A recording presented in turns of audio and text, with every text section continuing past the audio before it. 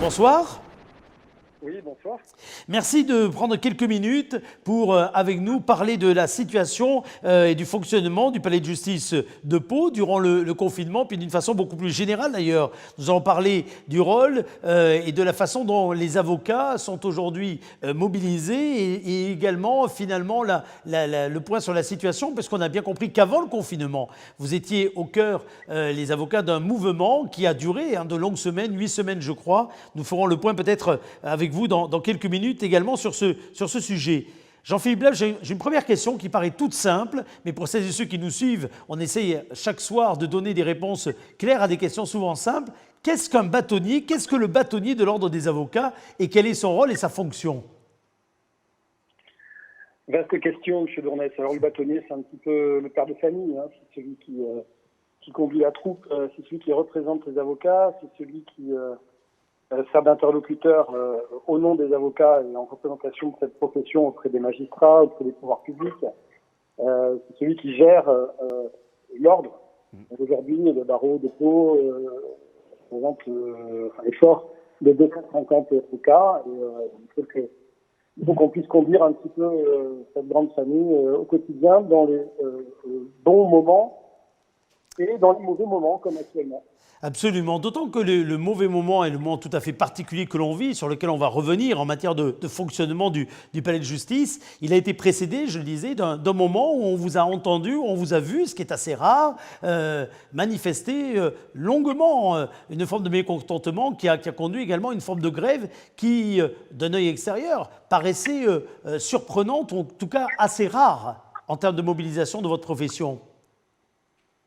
Oui, vous avez raison de le rappeler parce que cette année 2020 est une année compliquée pour notre profession. Elle a débuté par un mouvement de contestation et de grève qui était inédit dans l'histoire de la République, puisque la totalité des 164 barreaux de France se sont opposés à un projet de réforme qui aujourd'hui est en suspens par l'effet de la crise sanitaire que nous connaissons, mais qui a fait que sur les mois de janvier et de février, nous avons été en grève continue, ce qui a provoqué des difficultés qui ne sont pas surmontées au sein des cabinets palois et des cabinets français.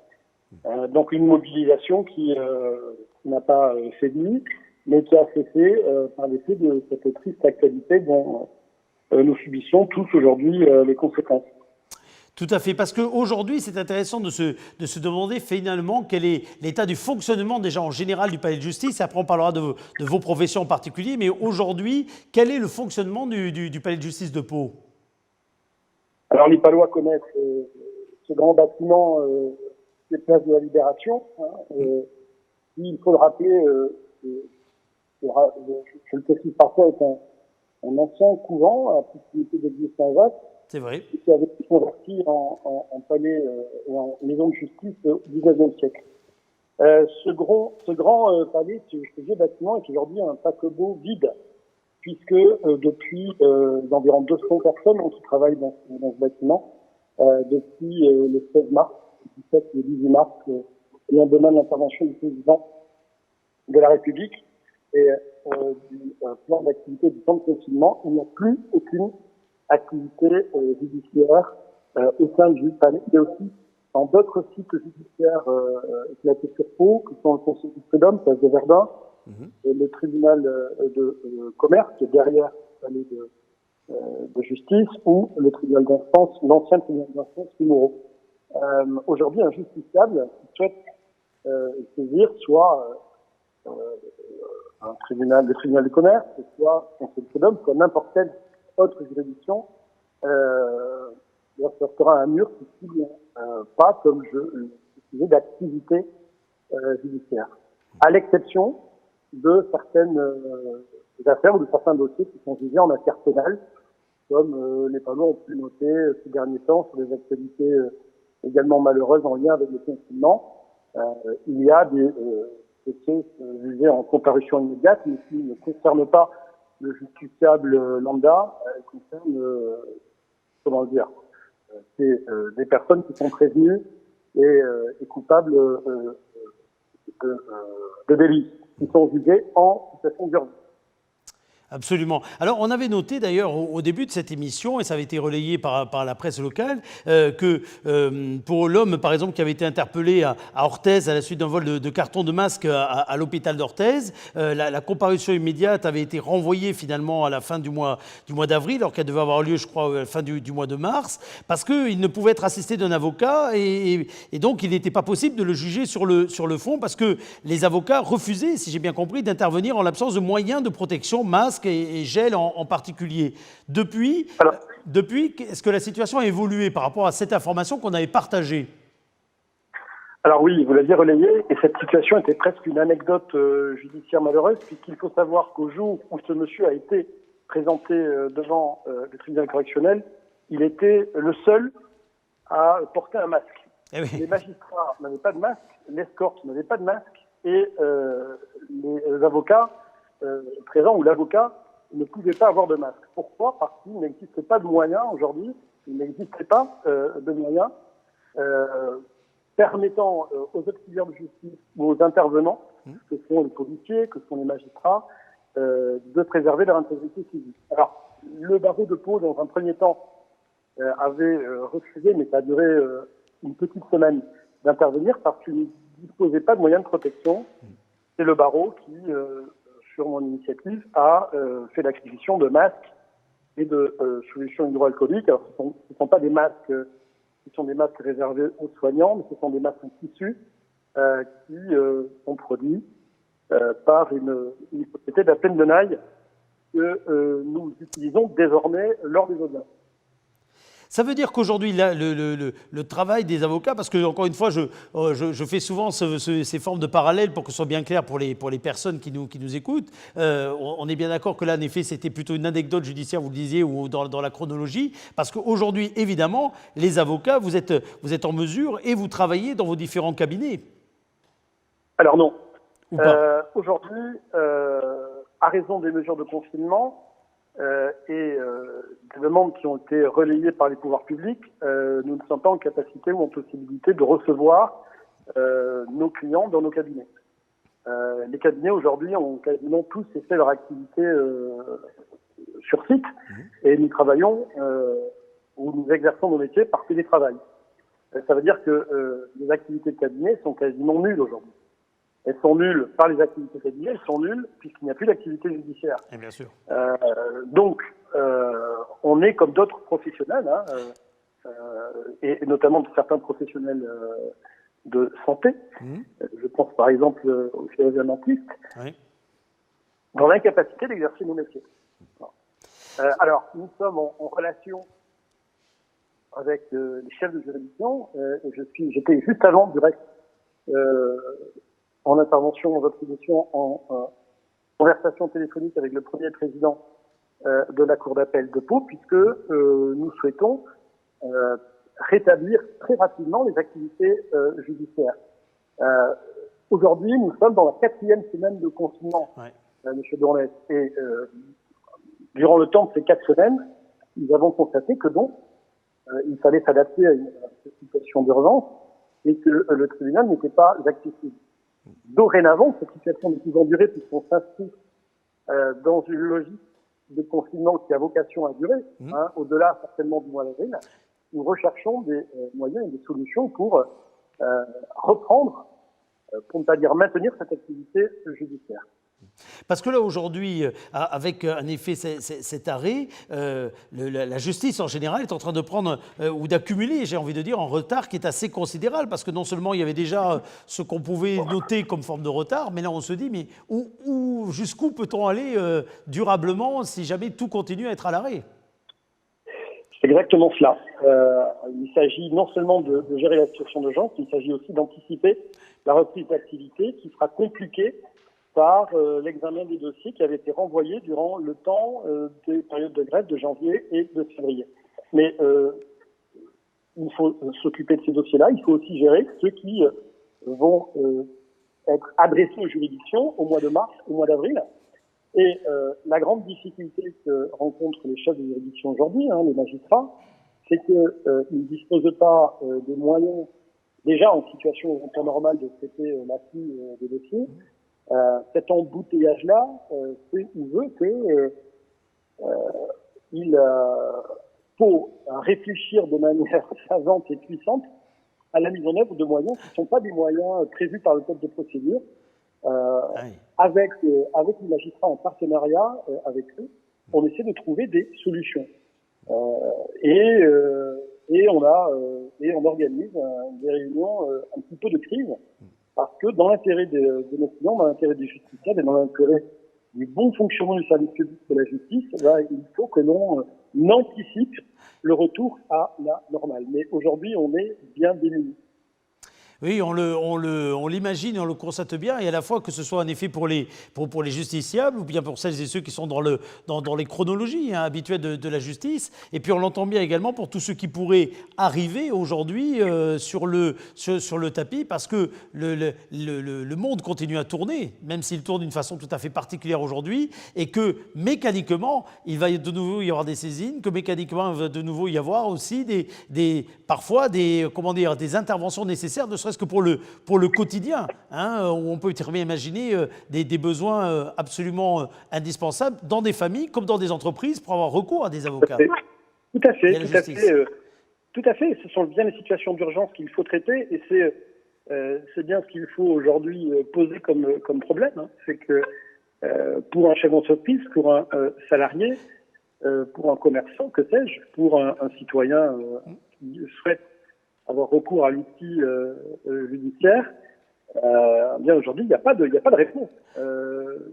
Vous sonnez à une porte qui ne vous répond pas, et ça, évidemment, ça fait difficulté. Ça fait difficulté. Évidemment que je pense qu'il faut qu'on privilégie, on l'entend et on est tous d'accord pour le dire et pour l'admettre, le bon fonctionnement aujourd'hui du système de soins et de santé.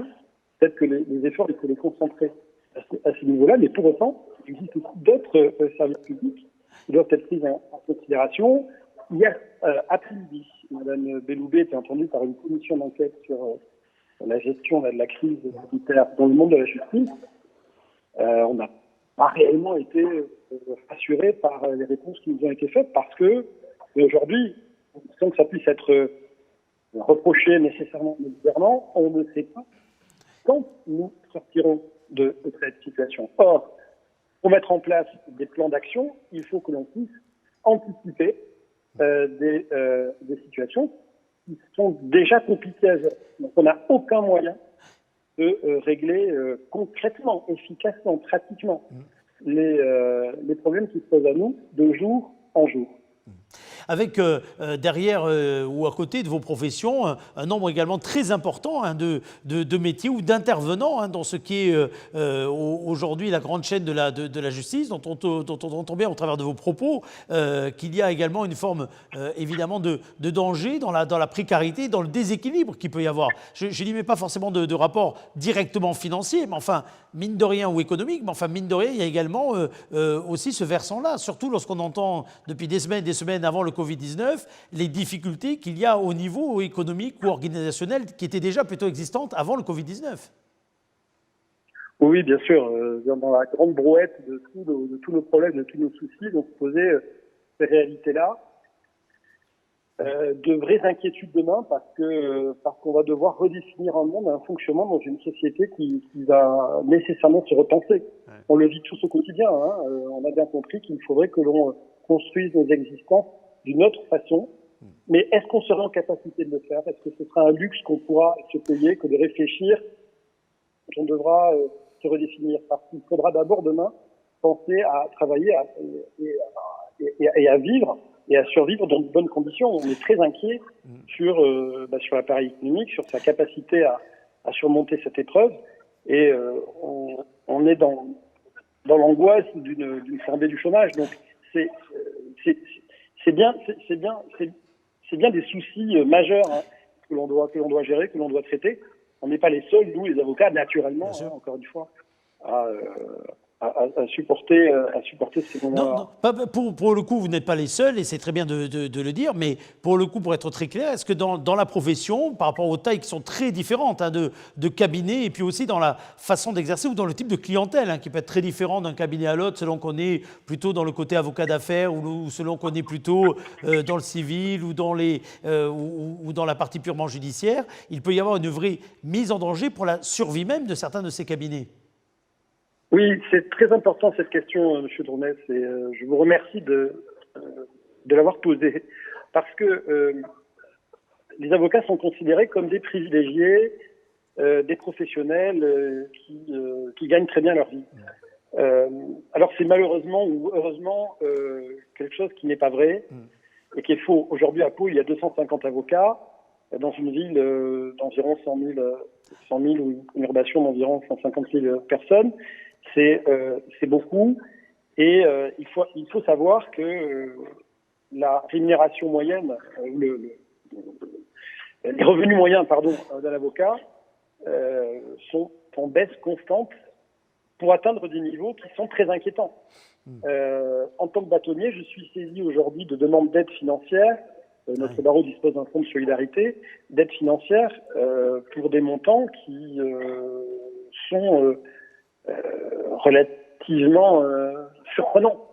C'est-à-dire que des sommes qui avoisineraient les 1 000 euros ne peuvent pas être assumées par certains confrères. Et il faut bien l'entendre. C'est que, comme vous l'avez dit, comme vous l'avez rappelé, il existe une grande disparité dans notre métier, dans notre profession. Parce que certains de nos confrères ont conscience le choix d'aider les plus démunis, notamment au titre de l'aide juridictionnelle, et des gros cabinets d'affaires ne seront pas intéressés à l'aide juridictionnelle pour traiter, parce que, en toute légitimité, leur activité est concentrée sur d'autres spécialités, d'autres compétences. Mais il faut qu'il y ait plusieurs types d'avocats au service des différentes catégories de citoyens et de concitoyens. Et c'est vrai que ça génère des niveaux de revenus, aussi de charges, bien d'accord, mais de revenus qui sont très, très disparates. Et notre profession se paupérise dans des proportions qui sont très inquiétantes et qui, évidemment, vont s'aggraver avec la crise majeure que nous connaissons actuellement. Oui, parce que juste pour expliquer, encore une fois, c'est souvent par un souci d'explication que je me permets ces points de précision. Dans un cabinet d'avocats, il y a aussi des feuilles de paye parce que vous avez souvent des collaborateurs, des collaboratrices, comme d'autres entreprises ou d'autres professions libérales d'ailleurs, les charges de loyer et tout un tas évidemment de charges fixes.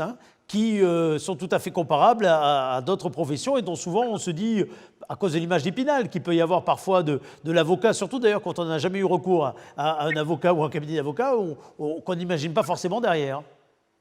Non, effectivement, un avocat, on travaille soit en individuel, de moins en moins, soit en structure, et les structures sont gérées comme des petites entreprises. Donc, comme vous le dites avec raison, il existe des charges qui sont équivalentes à celles des autres professions, avec les mêmes soucis, les mêmes obligations de gestion rigoureuse. Et nous devons assumer des frais qui sont importants, équivalents à ceux, alors soit des professions libérales, soit des sociétés, oui, bien sûr, certains sont en société, en collaboration, en libéral ou en société. Oui. Tout à fait. Alors juste pour terminer cet entretien de manière un petit peu plus large, est-ce que vous avez l'impression, Jean-Philippe Lab, que pour demain, justement, pour se préparer dans le monde d'après, on va dire les bases, le fondement même de nos équilibres entre les différents pouvoirs, et la justice fait partie de ces différents équilibres, est-ce que vous avez l'impression, de façon un peu plus générale, qu'en France, cet équilibre-là peut être une force pour la reconstruction, ou est-ce que peut-être, au contraire, il était déjà dans une situation qui fait que la reconstruction, quelle que soit la structure ou la durée demain de celle-ci, elle repose là sur des piliers qui sont parfois soumis à l'épreuve de la réalité de façon très difficile. Je crois que demain, nous avons tous un rôle à jouer, essentiel, fondamental. On le voit bien, on le sent bien.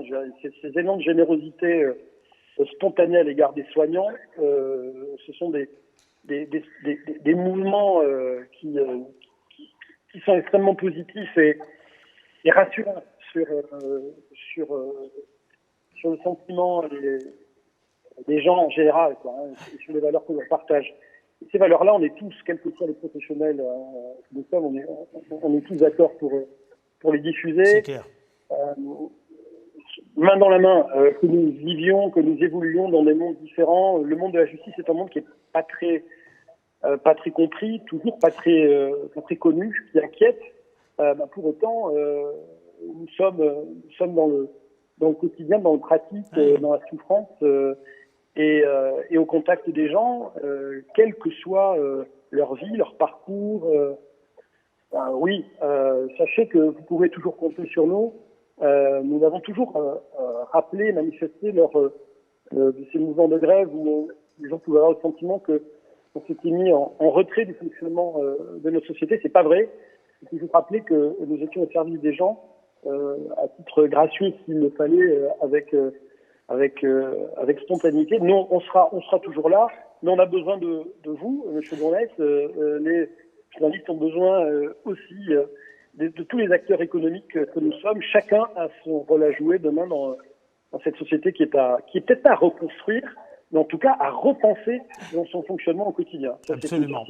Absolument. Merci beaucoup en tout cas d'avoir été là pour échanger à cela. Et puis donc on peut rappeler que même si c'est souvent à domicile ou autre, les numéros de téléphone fonctionnent, les mails fonctionnent et que derrière il y a encore des femmes, des hommes qui certes n'ont pas la robe portée dessus, mais qui ont bien tout ce qu'il y a derrière, j'allais dire, en amont et prêt à fonctionner au service de la justice.